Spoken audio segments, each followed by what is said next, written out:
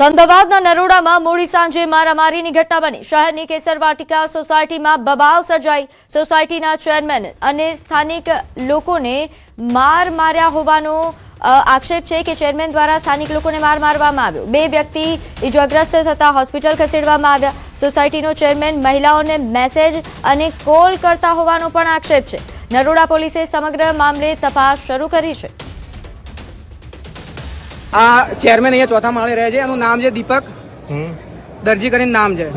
એ સોસાયટીમાં લેડીઝોને ફોન કરે છે, એમનું હેરેસમેન્ટ કરે છે। અલગ અલગ લેડીઝોના ગ્રુપમાંથી નંબર લઈને લેડીઝોને ફોન કરે છે। એને મળવા માટે અમે બધા આવ્યા હતા, મિત્રોને અમે બધા। તો એ અહીંયાથી ભાગી ગયો ને એના સાગરીતોને અહીંયા રાખ્યા હતા। તલવાર છરી એની વડે હુમલો કર્યો, મારા માથામાં તલવાર મારી છે, મારા પપ્પાને હાથમાં માર્યું છે। તો સુરતમાં બિલ્ડર તુષાર ગેલાણીના આપઘાતનો કેસ કે જ્યાં પૂનમના જામીનના વિરોધ સામે પોલીસનું સોગંદનામું। આર્થિક શોષણ થયાના પુરાવા મળી આવ્યા છે। તુષાર સાથે પૂનમના 15 વર્ષથી સંબંધ હતા। પૂનમના નામે 2 દુકાનો હોવાનું પણ ખુલ્યું। પૂનમની બહેન પોલીસ સમક્ષ હાજર નથી થઈ। જામીન અરજી ફગાવવા માટે કોર્ટમાં રજૂઆત કરવામાં આવી હતી, જે સામે પોલીસે સોગંદનામું રજૂ કર્યું। તો ભરૂચના જંબુસરના ડચ પોલીસ સ્ટેશન વિસ્તારમાં આવેલ ગામમાં સગીરા સાથે દુષ્કર્મની ઘટના બની।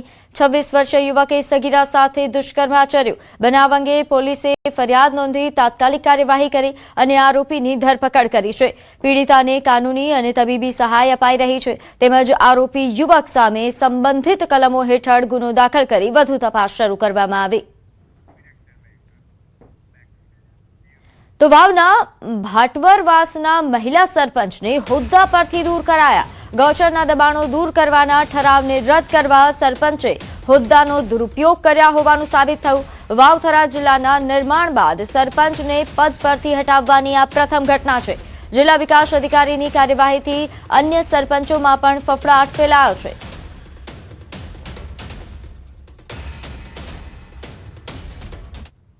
તો વડોદરામાં હરિધામ સોખડાના બંને જૂથના સંતો એક મંચ પર જોવા મળ્યા। આર્ટ ઓફ લિવિંગ આશ્રમમાં ભેગા થયા સંતો 4 વર્ષ બાદ બંને જૂથના સંતો સાથે જોવા મળ્યા। બંને જૂથના રવિશંકરના કાર્યક્રમમાં હાજર રહ્યા હતા। રવિશંકરે વધુ મંત્રણા માટે આમંત્રણ આપ્યું હતું। બેંગ્લોર આશ્રમ પધારવા માટે આમંત્રણ આપવામાં આવ્યું। રવિશંકરે આત્મીય ભાવથી સનાતન સેવા માટે સૂત્ર આપ્યું। હરિપ્રસાદના ધામ ગમન બાદ 2 જૂથ પડી ગયા હતા।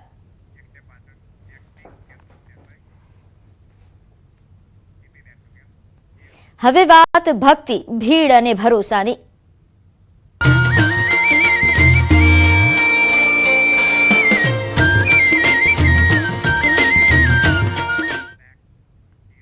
ફાગણી પૂનમ ઉત્સવને લઈને ડાકોરમાં માનવ મહેરામણ ઉમટી પડ્યું છે। ડાકોરમાં અહીં એકાદશીની ધામધૂમપૂર્વક ઉજવણી કરવામાં આવી। વહેલી સવારથી જ મોટી સંખ્યામાં લોકો પહોંચી ગયા હતા। નોંધનીય છે કે મંગળા આરતીથી જ રણછોડરાયજી મંદિર ખાતે ભાવિક ભક્તોની ભારે ભીડ જોવા મળી। તો અહીં શણગાર આરતી પણ કરાઈ। શણગાર આરતી દરમિયાન 7 રંગોની હોળીનો અનોખો ખેલ રમાયો। અહીં શ્વેત વસ્ત્ર અને હીરામાણેક જડિત અલંકારોમાં ભગવાનનો ભવ્ય શણગાર કરવામાં આવ્યો। ભક્તો પર સોના ચાંદીના સિક્કા તથા કેસુડાના રંગોનો છંટકાવ કરવામાં આવ્યો। ધાણી, ખજૂર અને ચણાનો વિશેષ ભોગ ભગવાનને અર્પણ કરવામાં આવ્યો। આ પ્રસંગે ગોપાલલાલજી મહારાજની દિવ્ય અને ભવ્ય શોભાયાત્રા નીકળી।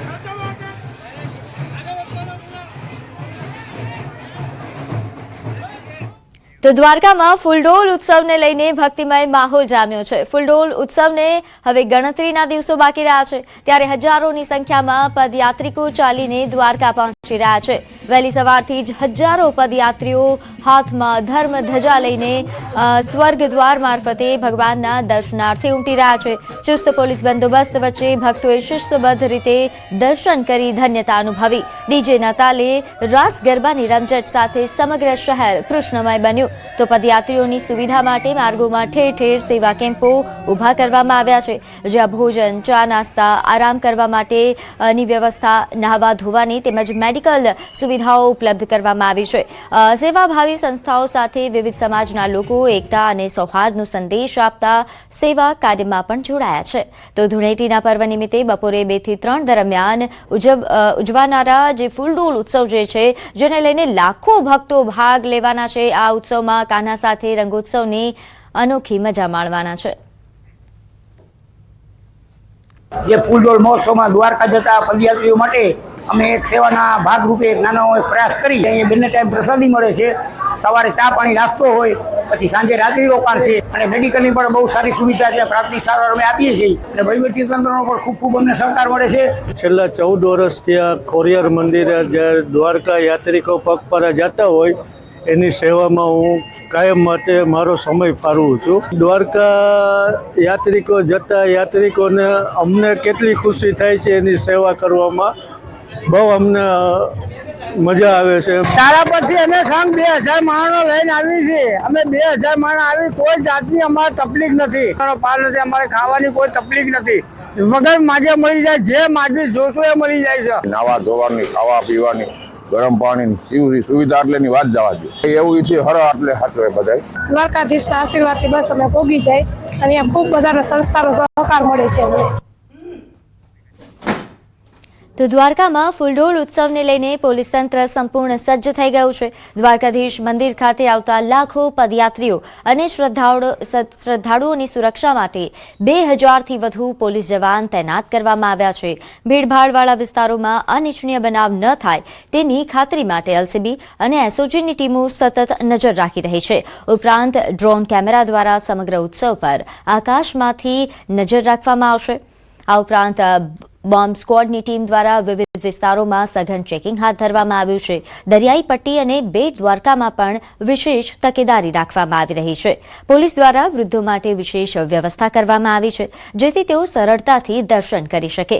જિલ્લા પોલીસ તંત્ર દ્વારા તમામ ભક્તોને શાંતિપૂર્વક ઉત્સવની ઉજવણી કરવા અને વહીવટી તંત્રને સંપૂર્ણ સહકાર આપવા નમ્ર અપીલ કરવામાં આવી છે. તેમજ તમામ ભક્તોને શાંતિપૂર્વક ઉત્સવમાં ભાગ લેવા અને વહીવટી તંત્રને સહકાર આપવા માટેની પણ અપીલ કરવામાં આવી.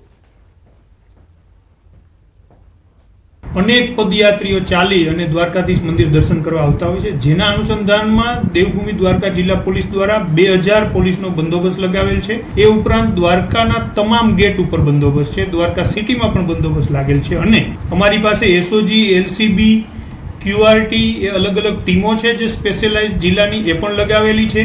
લોકો શાંતિપૂર્ણ રીતે દ્વારકાધીશના દર્શન કરી શકે, લોકોને કોઈ અગવડ ન પડે એના માટે પોલીસ ખડે પગે છે. કોઈ બુજુર્ગ કે સિનિયર સિટીઝન છે એના માટે વ્યવસ્થા પણ અમે કરેલી છે કે એને ઇઝીલી બહુ લાઇનમાં ન ઊભું રહેવું પડે અને એ દર્શન કરી શકે છે.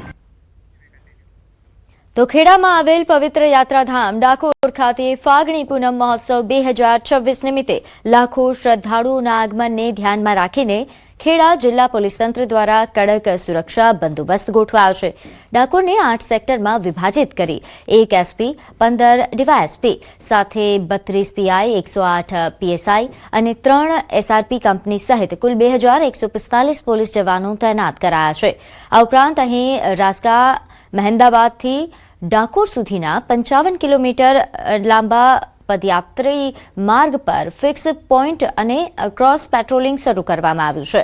સમગ્ર મેળા અને મંદિર પરિસરમાં 150થી વધુ સીસીટીવી કેમેરા અને 2 ડ્રોન દ્વારા 24 કલાક મોનિટરિંગ થશે. સાથે ઇમરજન્સી પરિસ્થિતિ માટે BDDS, QRT, LCB અને એસઓજી ટીમો સ્ટેન્ડ બાય રાખવામાં આવી છે.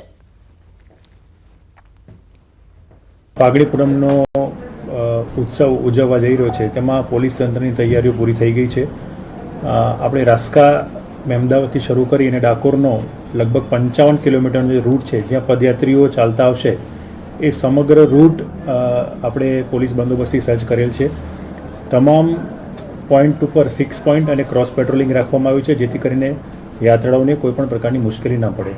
સમગ્ર રસ્તા ઉપર તેમજ ડાકોરમાં કુલ મળીને ટોટલ 18 જેટલા પોલીસ સહાયતા કેન્દ્ર બનાવવામાં આવે છે. તો ડાકોરનો જે બંદોબસ્ત છે એ ટોટલ 8 સેક્ટરમાં વિભાજિત કરવામાં આવ્યો છે, જેમાં 1 SP, 15 DYSP, 32 PI, 108 PSI, 3 SRP company અને કુલ 2145 પોલીસ જવાનોનો બંદોબસ્ત એ ડાકોર ખાતે બંદોબસ્તમાં હાજર રહેશે.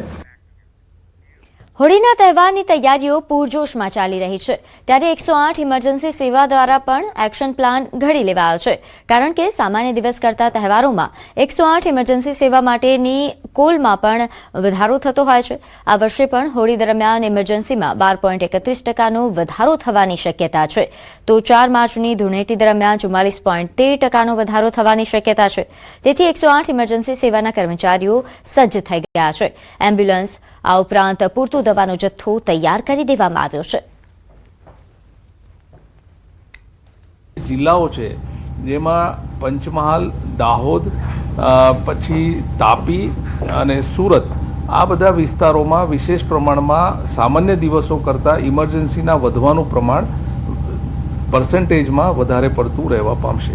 જોઈએ તો લગભગ 1750 જેટલી એમ્બ્યુલન્સીસ સમગ્ર રાજ્યમાં તૈનાત રહેશે અને આ એમ્બ્યુલન્સ જરૂર પડે ત્યાં નજીકમાં જ ઉપલબ્ધ થાય તે પ્રમાણે અમે ગૂગલ મેપની મદદથી હોટસ્પોટ્સ વગેરે નક્કી કરી અને એનું સ્ટ્રેટેજિક પ્લેસ ઉપર ડિપ્લોયમેન્ટ કરીશું, જેના કારણે અમારો રિસ્પોન્સ ટાઈમ ઓછો રહે અને હોસ્પિટલમાં પણ સંકલન કરવાથી જે પ્રી હોસ્પિટલ કેર અને ડેફિનેટિવ કેર વચ્ચેનું કન્ટિન્યુઅમ ઓફ કેર જળવાઈ રહે. સમાચારોમાં